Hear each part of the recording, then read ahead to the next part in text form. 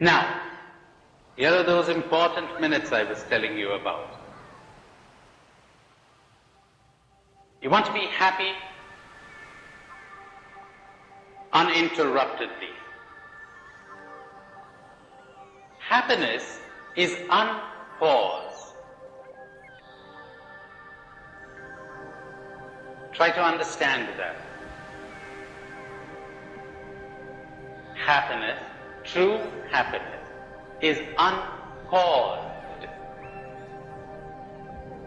You cannot make me happy.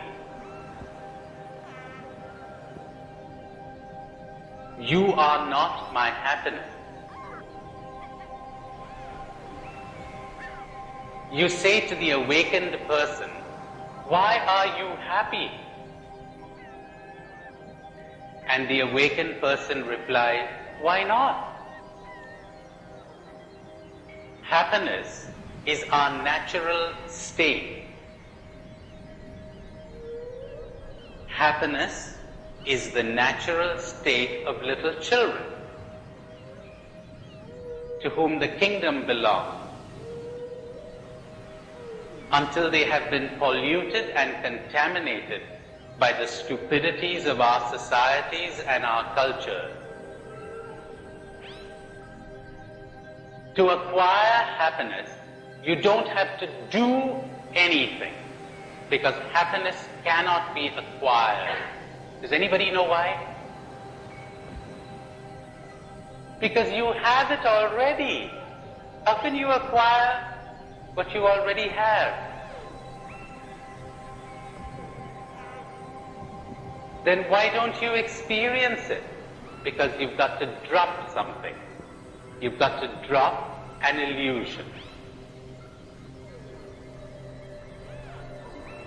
You don't have to add anything on to be happy. You've got to drop something. Life is easy.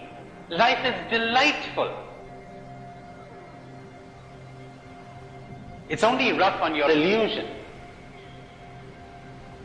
You got illusion. You got ambition. You got greed.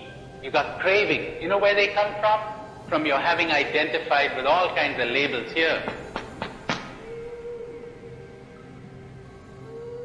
The first thing you need to do is get in touch with those negative feelings. If you're not even aware of them, you're not going to drop them. Lots of people have negative feelings they're not even aware of. Lots of people are depressed and they're not aware they're depressed. It's only when they make contact with joy that they understand how depressed they were. You're not going to be able to deal with a cancer that you haven't detected. You're not going to get rid of wolves in your farm if you're not aware of their existence. So the first thing you need is awareness of your negative feelings. What kind of negative feelings? Gloominess, for instance. You're feeling gloomy and moody. You feel self-dislike and self-hate or guilt. You feel that life is pointless, makes no sense. You've got hurt feelings. You're feeling nervous. You're feeling tense.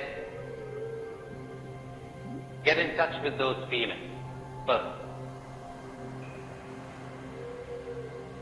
Second step. This is a 4-step program. Understand that the feeling is in you. It's not in reality. Now that's such a self-evident thing. Do you think people know that? They don't, believe me. They've got PhDs. They're presidents of universities. They haven't understood this. They didn't teach me how to live at school. They taught me everything else. Like the guy who said, well, I got a pretty good education and it took me years to get rid of it, to get over it. Yes, you really need That's what spirituality is all about, unlearning. Unlearning. Unlearning all the rubbish they taught you. Now, that negative feeling is in you. It's not in reality.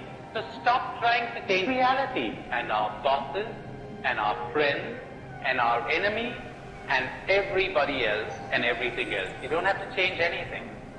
The negative feeling is in you. No person on earth has the power to make you unhappy. Want me to repeat that? It's very important. There is no event on earth that has the power to disturb you or to hurt you. No event, no condition, no situation, no person. Only nobody told you this. They told you the opposite. That is why you're in the mess that you are in right now. That is why you're asleep. They never told you this. But it's self-evident. Rain washes out a picnic. Who's feeling negative? The rain or you? What's causing the negative feeling? The rain or your reaction? When you bump your knee against that chair there or against the table's okay. It's busy being what it was meant to be, a table. The pain is in your knee, not in the table. And it's a funny thing, the mystics keep telling us again and again, reality is all right. Reality is not problematic.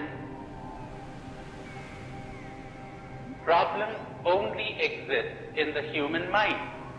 We might add, in the stupid, asleep human mind. Reality is not problematic. Take away human beings from this planet, and life would go on, and nature would go on in all her loveliness and her violence. Where would the problem be? No problem. You created the problem. You are the problem. You identified with the me. This is the problem. So, understand that the feeling is in you, not in reality. Third step. Never, ever identify with that feeling. There's nothing to do with the I. Don't define your essential self in terms of those feelings. Don't say, I am depressed. You want to say, it is depressed, that's okay. You want to say, depression is there, that's fine. You want to say, gloominess is there, that's fine. But not, I am gloomy. You're defining yourself in terms of that feeling. That's your illusion. That's your mistake. You watch it. There is a depression there right now. There is a hurt feeling there right now. Let it be. Leave it alone. It'll pass. Everything passes. But everything. Your depressions and your thrills have nothing to do with happiness. Your depression and your thrill have nothing to do with your happiness. Those are the swings of the pendulum. I told you yesterday, if you're seeking kick, you're seeking thrill, get ready for the depression. You want your drug? Get ready for the hangover. One end of the pendulum swings to the other. This has nothing to do with I. This has nothing to do with happiness. This is the me. You know, if you remember this, if you say this to yourself 1,000 times, if you try these 3 steps 1,000 times, maybe you won't even need to do it 3 times. I don't know. There's no rule for it. But do it 1,000 times. You'll make the biggest discovery in your life. To hell with those gold mines in Alaska. What are you going to do with that gold if you're not happy? If you can't live? You found gold. You're a king. You're a princess. You're free. You don't care anymore about being accepted or rejected. Makes no difference. You know this thing that psychologists tell us about how important it is to get a sense of belonging?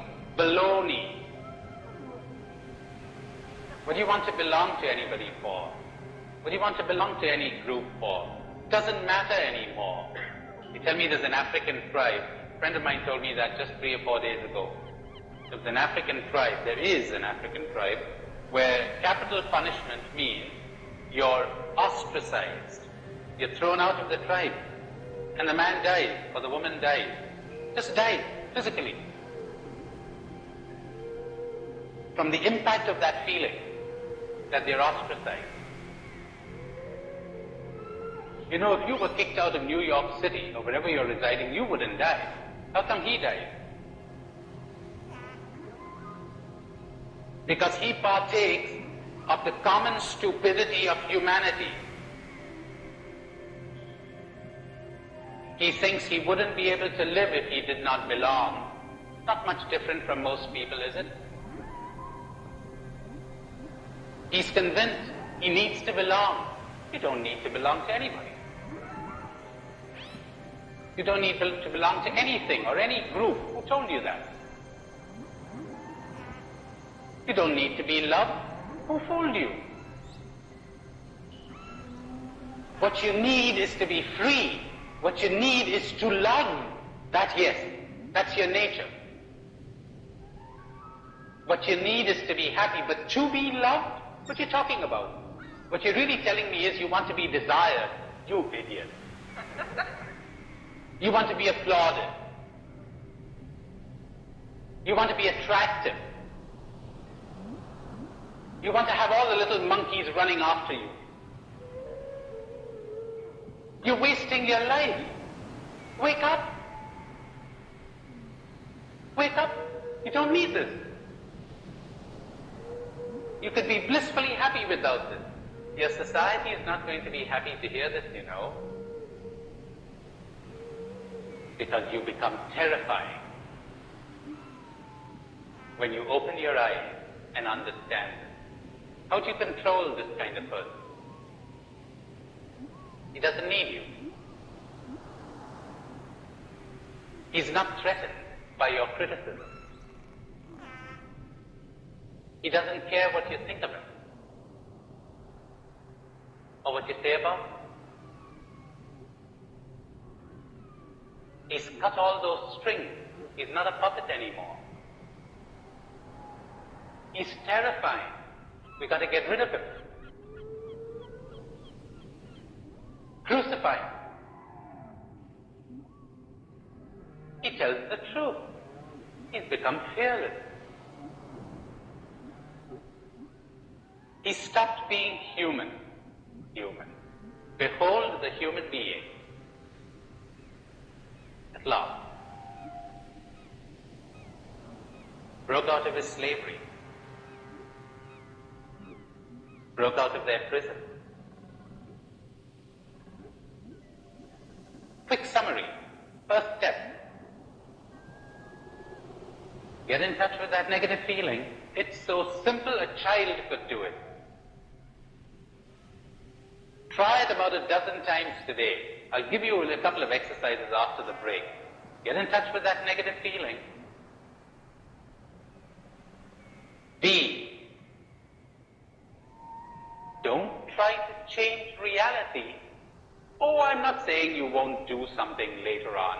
But first of all, let's make sure that you're at peace. Let's make sure that you're awake. Let's make sure that you're not acting, going out in social work from your illusion. Let's make sure that you're real. Now, we may change things or we may not, but what you have to understand is that the negative feeling is in you, not in the event. No event justifies a negative feeling, period. Get that one. There is no situation in the world that justifies a negative feeling. That's what all our mystics have been crying themselves hoarse to tell us, but nobody hears. The negative feeling is in you. So, the negative feeling is in you. Understand that. Put the focus where it belongs. Stop blaming other people. There are people in your situation who would not react negatively. How about that now? You know, you'll notice a funny thing happening to you. You'll think you're really going crazy because you know what you're going to be doing after a while? Seeking out the company of people whom you avoided before because they created negative feelings in you. You're going to be saying, let's see if he creates a negative feeling in me now. He doesn't. He doesn't. Glory be to God. That's the kind of thing you're going to be doing. You're going to go out into the lanes, the byways, the hedges, and bring in the lame and the crippled and the blind and the dumb. You're bringing them all. Bring them all in. There's room for everybody. Third step. Don't ever identify with that feeling. That feeling isn't you. There's nothing to do with you. Later, we'll find out where it comes from. It's the result of your conditioning. It's humiliating to realize, perhaps, that you were trained to react that way. You were trained to react that way, for heaven's sake. All right, that'll do. Let's take a 20-minute break. That was a 4-point program, wasn't it? And I gave you only 3. I can see you're quite eager to get the 4th point. That's very encouraging for the speaker, you know. All right. So remember we said point 1, identify the negative feeling. If you would drop it, you would be happy. You don't even need to drop it to be happy. Happiness is your state of being. You don't have to do anything to acquire happiness. The great Meister Eckhart said very beautifully, God is not attained by a process of addition to anything in the soul, but by a process of subtraction. You don't do anything to be free. You drop something. Then you're free. You drop your prison cage and you're free. You don't do anything. You drop your illusions and you're awake. You drop your attachment and you are love. You are sensitive. You are conscious. You're in touch with all of life.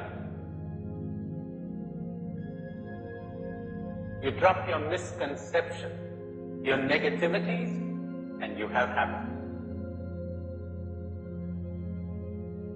The other thing that you acquire isn't happiness at all. Those are thrills. That's your drug. And I'm sure it has occurred to some of you to think, wouldn't it be a dull life, no craving and no thrill?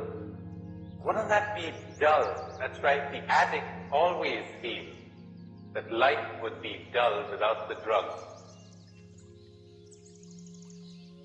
When you taste it, you'll understand. So, step number 1, get in touch with those negative feelings, identify them. Step 2, understand that those feelings are in you, in the me, not in the external world, not in other people. Step 3, never identify the I with those feelings. Feelings come and go. Just as I am not my thoughts, I am not my body cells, I am not my clothes, I am not my name, I am not my profession, I am not these feelings, I am not depressed. Depression exists right now, there within me. I observe it, I watch it. And let it be. Stop trying to fix it. Let it be. It's all right. Someday you will understand it. And that's the 4th point. How about change? How about changing things? How about changing ourselves? Now there are many things you have to understand here. Or basically just one thing. But could be expressed in many ways. Imagine a patient goes to a doctor and tells the doctor what he is suffering from. And the doctor says, very well, I've understood your symptoms. You know what I'll do? I'll prescribe a medicine for your neighbor. And the patient replies, thank you very much, doctor. That makes me feel much better. Isn't that absurd? Isn't that absurd? That's what we're all doing. Repeatedly, people are doing this. The sleeper always feels that he'll feel much better if somebody else changes. You're suffering because you're asleep. And you think how wonderful life would be if somebody else changed. How wonderful life would be if my neighbor changed, my wife changed, my husband changed, my boss changed. Well, we always want somebody else to change so that we will feel good. But has it ever struck you that if your wife changes or your husband changes, what does that do to you? You're just as vulnerable as before, you're just as idiotic as before, You're just as asleep as before. It's you who need to change. It's you who need to take the medicine. So, it's always the feeling of, I feel good because the world is right. Wrong. The world is right because I feel good. That's what all the mystics are saying. When you awake, when you understand, when you see, the world becomes right.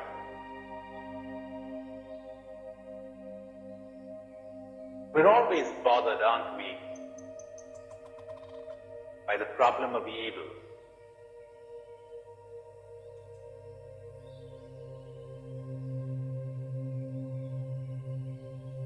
And there's no explanation you could give that would explain away all the suffering and the evil and the torture and the destruction and the hunger in the world. You'll never explain it. You're trying gamely with your formulas, religious and otherwise, but you never explain it. Because life is a mystery, which means your thinking mind cannot make sense out of it. For that you've got to wake up. And you suddenly realize that reality is not problematic. You are the problem. The scriptures are always hinting at that, but you'll never get it, because you won't understand a word of what the scriptures are saying till you wake up. Sleeping people read the scriptures and crucify the Messiah on the basis of them.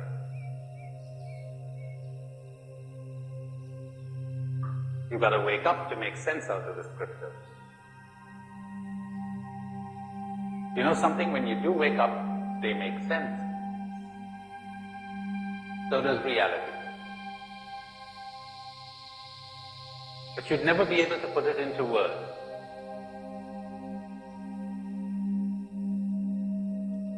Now, wouldn't you do something? Wouldn't you swing into action? Of course you'd swing into action. But we've got to make sure that you're not swinging into action to get rid of your negative feeling. Am I making sense? Lots of people swing into action and only make things worse, you know. Because they're not coming from love. They're coming from negative feeling. They're coming from guilt, from anger, from hate, from a sense of injustice, or whatever. We got to make sure of that first.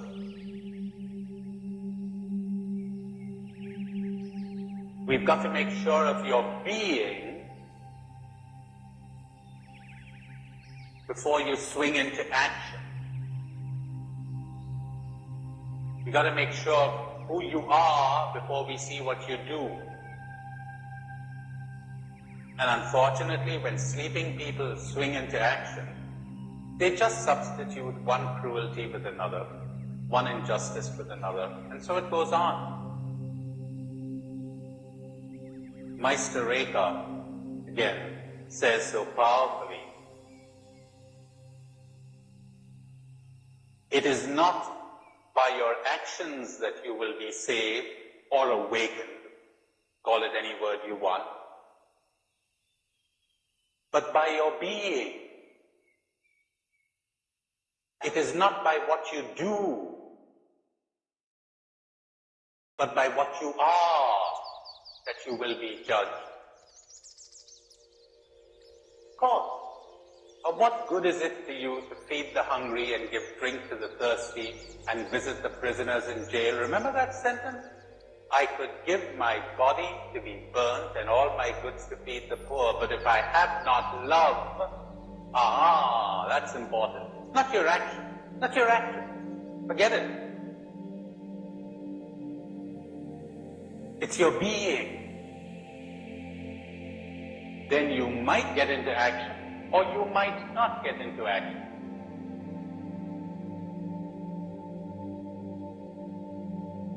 You can't decide that till you know, till you understand, till you're awake.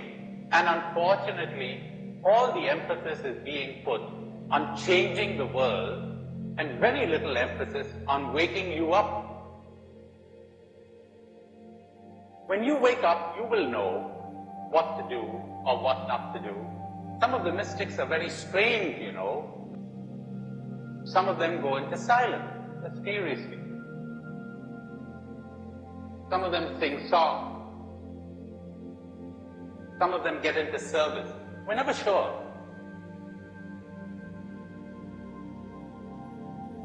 They're a law unto themselves. They know exactly what is to be done. So, see what happens to us when we're asleep. It's like, I said to you before, the world is good or the world is right because you feel good. Imagine that you're unwell and you're in a foul mood and they're taking you through some lovely countryside, beautiful landscape, but you're not in the mood for seeing anything. Another day you pass by the same place and you say, God heavens, where was I that I didn't notice all of this? Everything becomes beautiful when you change. You're looking at the trees and the mountains through windows that are wet with the rain in a storm, and everything looks blurred and shapeless. And you want to go right out there and change those trees and change those mountains. Wait a minute. Let's examine your window. When the storm ceases and the rain stops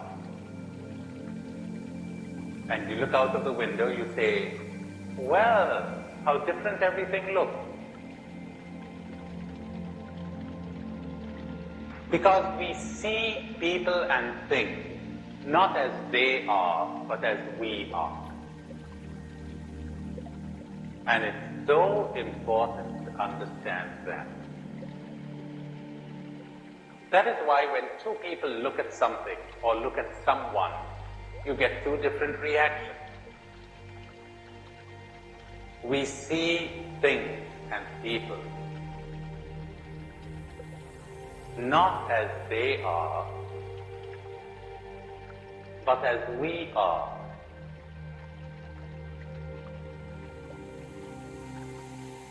Remember that sentence about everything turning to good for those who love God? When you awake, you don't try to make good things happen. They just happen. They just happen. Because you understand suddenly that everything that happens to you is good.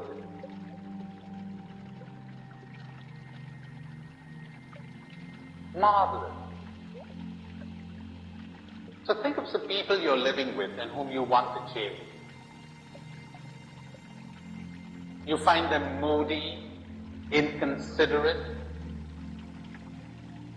unreliable, treacherous, or whatever.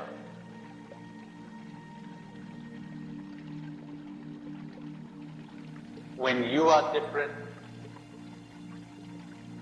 they will be different. That's an infallible and miraculous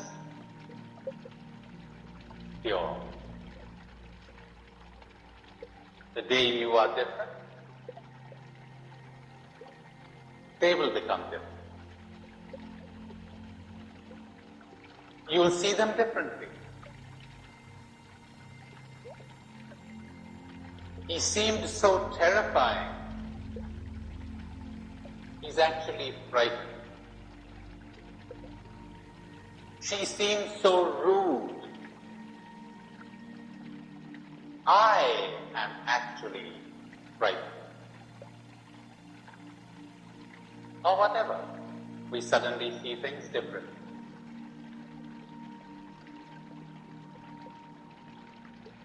All of a sudden, no one has the power to hurt you anymore. No one has the power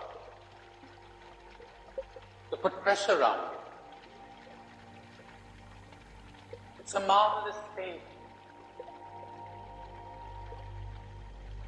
You're putting pressure on me.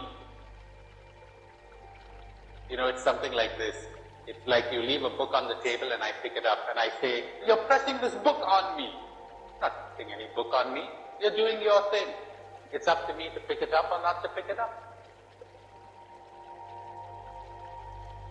But people never understood that. They're so busy accusing everybody else, blaming everyone else, blaming life,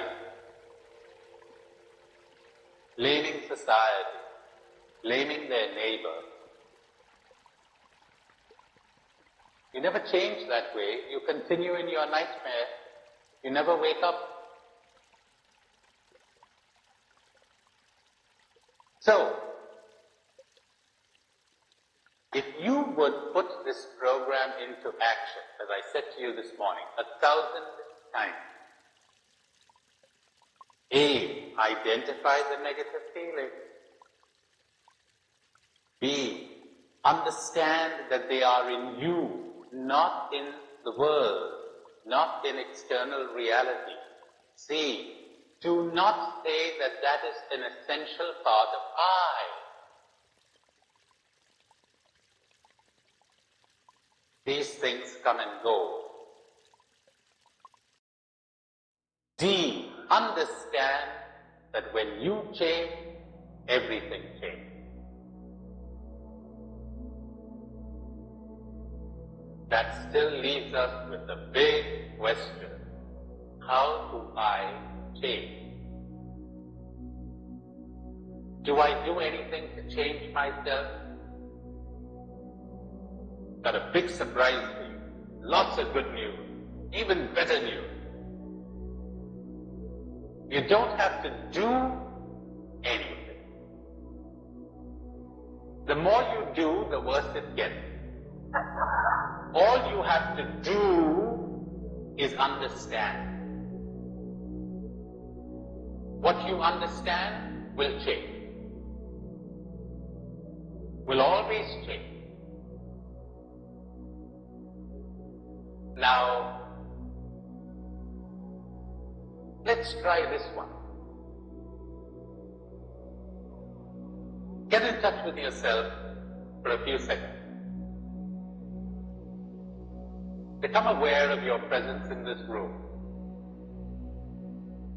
Become aware of the kind of thoughts that are going on within you.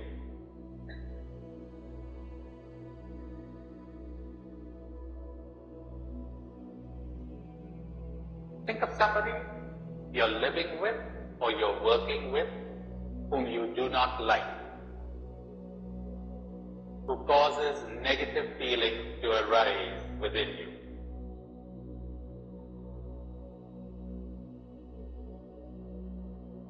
Now let's help you to understand that,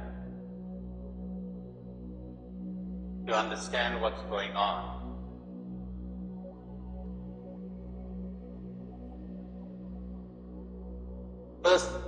The first thing you need to understand is that the negative feeling is in you. are responsible for the negative feeling, not the other person.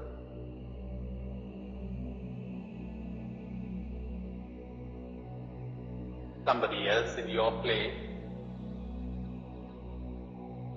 would be perfectly calm and at ease in the presence of this person. Wouldn't be affected. You are.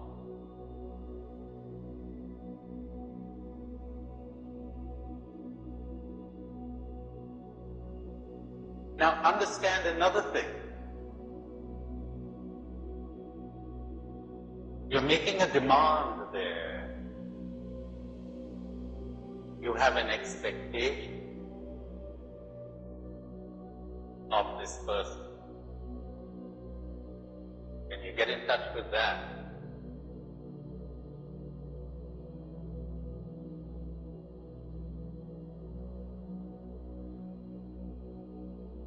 Now say to this person, I have no right to make any demand on you.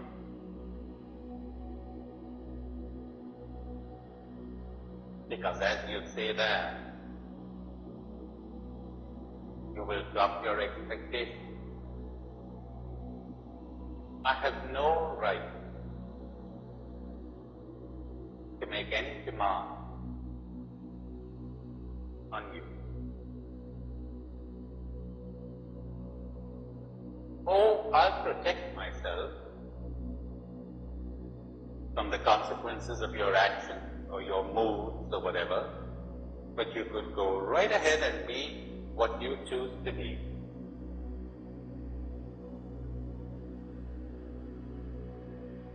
I have no right to make any demands on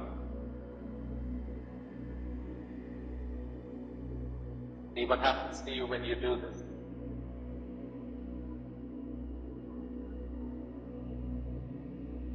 And if there's a resistance to saying that, how much you're going to discover about your me. Let the dictator come out. Let the tyrant come out. You thought you were such a little lamb, didn't you? I'm a tyrant, you're a tyrant. Little variety from I'm an ant, you're an ant. I'm a dictator, you're a dictator. I want to run your life for you. I want to tell you exactly how you're expected to be and how you're expected to behave. And you'd better behave as I have decided you have to behave. Or else I shall punish myself by having negative feelings. That sounds so wise, doesn't it? Remember what I told you, everybody's a lunatic? Now you're catching on.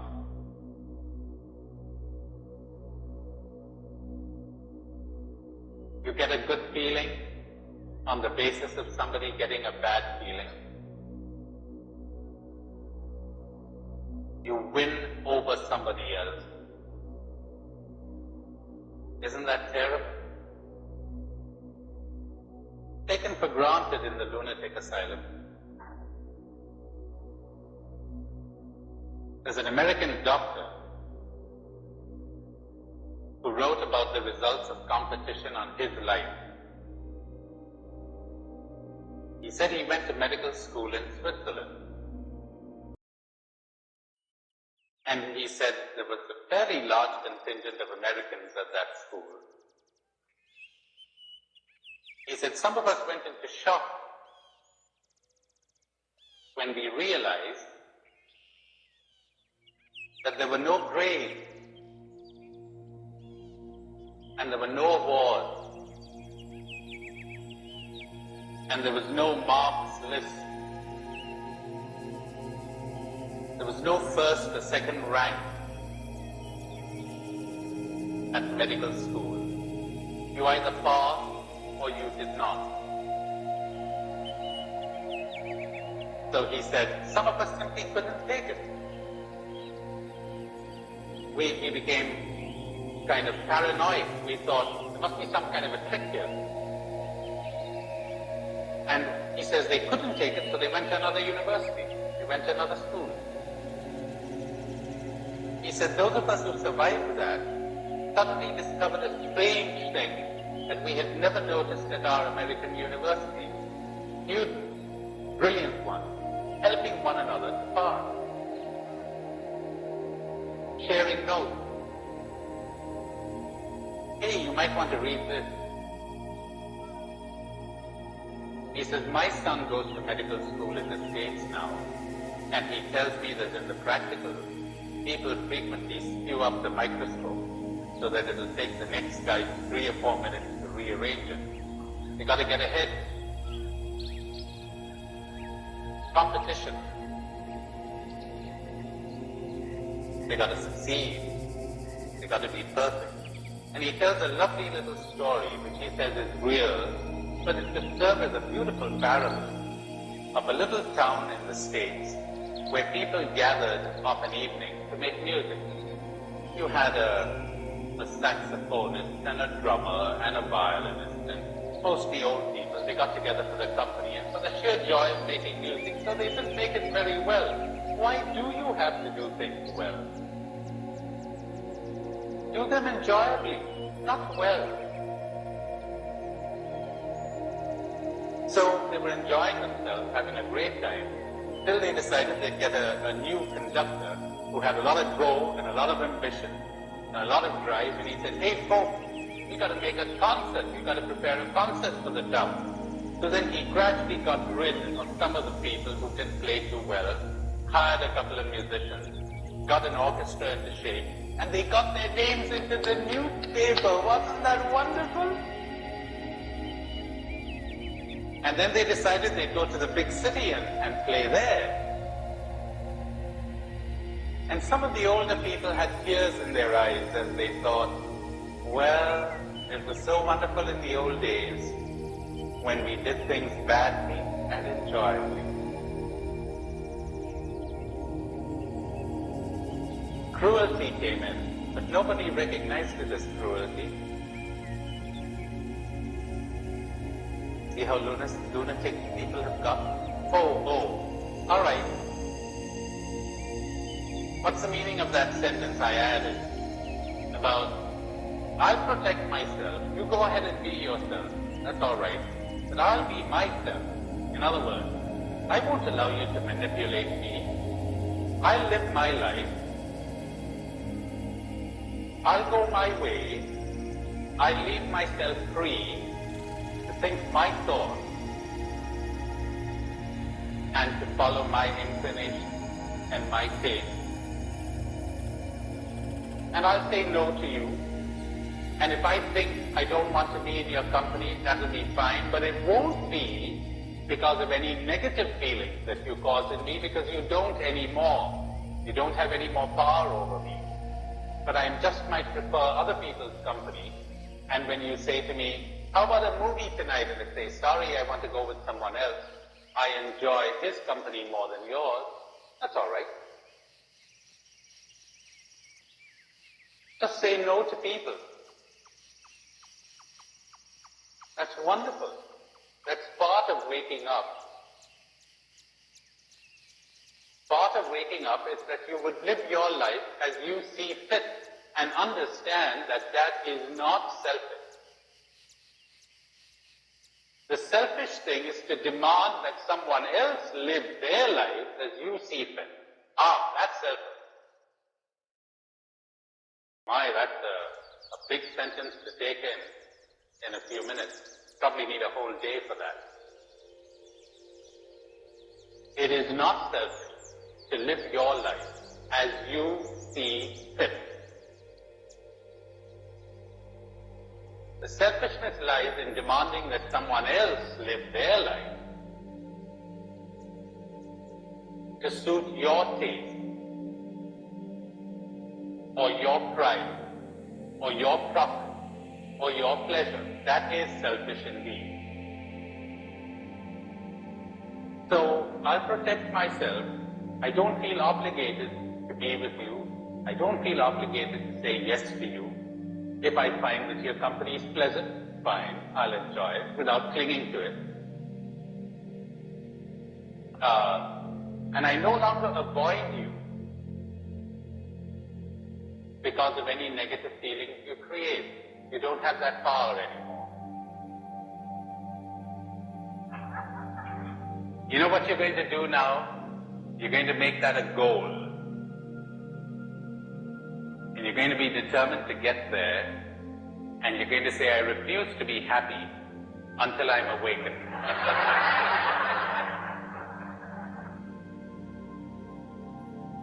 So, it's okay to be the way you are and be aware of the way you are, because awareness is happiness. But you won't understand that right now, probably. So, begin to be aware of your present condition, whatever that condition is. Stop being a dictator. I'll have to talk about that this afternoon, and try to push yourself anywhere. And someday you will understand how, in that awareness, you have attained it, but you didn't know it.